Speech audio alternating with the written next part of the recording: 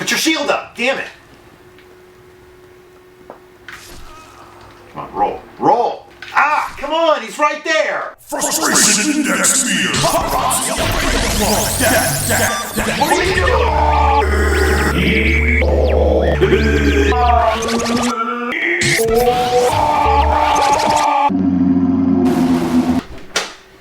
Well, this goddamn ruckus, Steve. I'm playing Dark Souls. Yeah, you having some troubles? Obviously, yes. Well, you know what? I had some troubles too when I first started playing the Dark Souls. Then I found all these awesome survival tips. Man, do you have like 10 of them? Do I? In fact, I have more than 10, Steve, but here are my top 10 survival tips for Dark Souls. Number 10! Choose your class wisely. Uh-huh. This may seem a no-brainer, but if any game necessitated careful consideration of class choice, this is it. It's of the utmost importance that you choose a class that suits your playstyle. Otherwise, you will live and die lots to regret your decision. Well, I deal with regret on a near hourly basis, Larson, so I've gotten used to dying lots. How did you choose your class? Well, after lots of thought and research, I chose based on what I felt fit my gaming needs the best. Interesting. What did that research lead you to? This guy in the loincloth. Why? Well, like most wild animals, when I get scared of something, I scat. So the loincloth allows easy access, toilet paper, and privacy all in one convenient rag. Convenient. Number 9! Heal thyself! Ah. Again, this seems obvious, but I can't stress enough the importance of healing yourself between altercations. There's a reason you're given an Estus flask at the get. This sort of serves as your Gatorade through your various quests. That's right. And you'll find out quickly into the game just how necessary it is. Wait, Gatorade? I always figured that flask was filled with some hard stuff. Like a potent potable. Like Kentucky bourbon or maybe a fifth of vodka. No, this is pain relief from attacks on your quest, not from Larson's pending bankruptcy trial. I don't think I can legally disclose that publicly. Not going well, is it? Number 8! Use the bonfires! Oh. Bonfires are like the Arby's of Dark Souls. A place to save your progress, revive health, replenish supplies, and level up your character. Or a toasty place to peruse the latest issue of Us Weekly. Oh, I see my Dark Souls character Steak is resting up next to the latest edition of Weekly News and Underworld Report. It also serves as your spawn point, so make sure to sit a spell as often as you can. Just make sure to leave the bonfire magazines there, friendos. There may be other Underworld denizens itchy to read the latest copy of Looting Dead Body and Fitness. Number 7! Enjoy the grind! Oh, grind? Why would anyone not enjoy the hit MTV fitness show from the Wayback Years? No, Steve, I'm talking about hacking your way through enemies in order to harvest souls. In fact, one advantage of visiting your local bonfire is that it respawns everyone you just killed, so you can enjoy a potentially endless cycle of death and rebirth until your soul needs are satisfied. Pro tip! Killing a respawned NPC multiple times can sometimes result in a random dropping of an item, so kill lots. That sounds oddly familiar to another notoriously difficult fantasy RPG we've spotlighted before, maybe on our difficult games list. If you're referring to Demon Souls, then you would be correct. This title is considered to be a spiritual successor to that title, and shares the same developers. Evidently, they're aiming to make our sequel to that list, Top 10 Games That Made Steve and Larson Give Up Gaming and Take Up Bocce Ball. Number 6! Upgrade, upgrade, upgrade! Now that you've ground your way to soul riches, what do you do with them, Steve? Eat them. No. Yeah. Souls are the currency of the day. Did you eat that $20 bill I gave you the other day for helping me with my lawn? Yes. Really? Yes. We'll need to talk about that. Oh.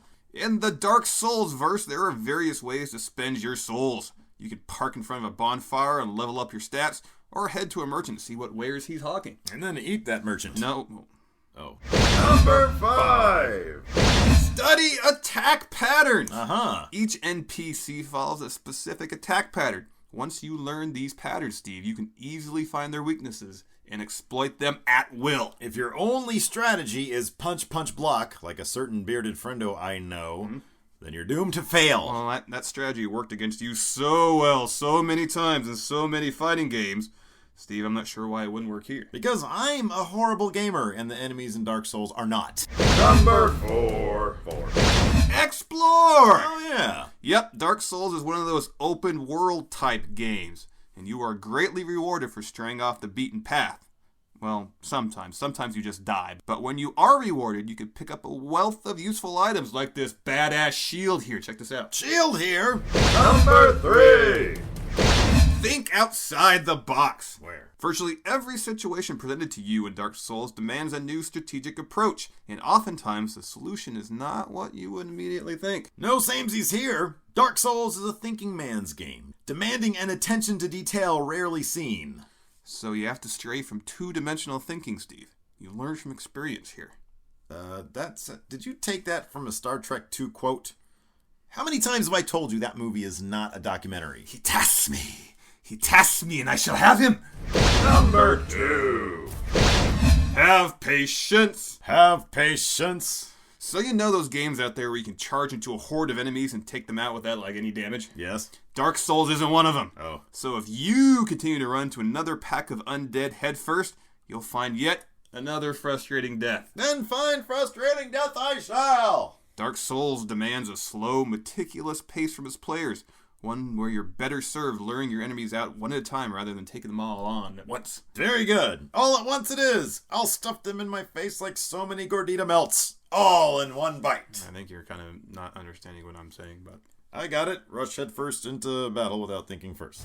Number 1. Learn the combat system! Oh. At first blush, Dark Souls looks like your average dungeon-crawling hack and slasher, but its combat system is far more nuanced than any game of that genre, with its heavy emphasis on parrying enemy blows and counterattacks. It's like chess, but way less boring and far more satisfying. Not to mention more deadly. And your situation will be vastly improved once you learn when to utilize your weak attack, often, versus your strong attack, sparingly, and when you realize that mastering the game's target lock function will often determine how long you last between deaths. Also, you can wear loincloths. Or furry poo catchers, as I like to call them, Steve. Oh, Lord. And if you want to bid on Larson's furry poo catcher, hit us up on the Facebooks at facebook.com/Steve and Larson. Or if you want to eat some $20 bills with Steve, find him on the Twitters at twitter.com/Steve and Larson. Or if you have some show ideas you'd like to share around the bonfire, leave them in the 10 for the win show idea topic discussion tab at facebook.com/Machinima. Our shields are dropping! Then raise them!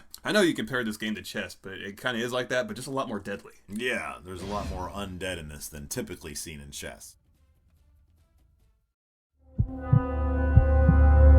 Let's say it was UFOs. Do you think the government would be able to keep something like that a secret?